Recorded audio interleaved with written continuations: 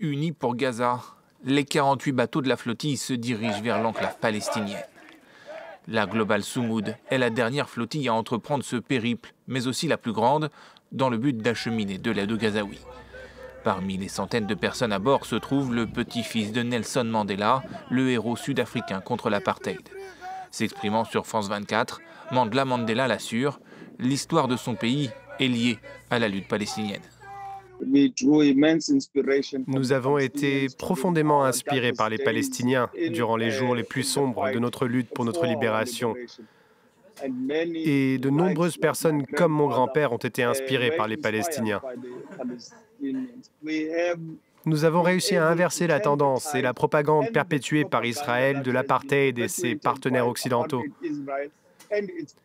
À cet égard, nous assistons à des manifestations majeures dans chaque ville et village du monde entier.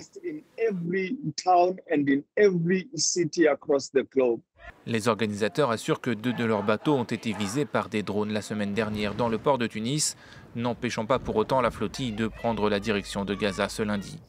Elle a depuis dépassé la Sicile et devrait rejoindre l'enclave dans les prochains jours. À son bord, 500 tonnes d'aide, dont de la nourriture et des médicaments. Cette aide humanitaire est tellement nécessaire. Et je pense que depuis que l'ONU a déclaré qu'il y avait un génocide, nous allons maintenant mobiliser les pays pour garantir qu'ils fassent tout ce qui est nécessaire pour protéger cette flottille Global Soumoud afin qu'elle puisse remplir sa mission. Il semble toutefois statistiquement peu probable que cela se produise.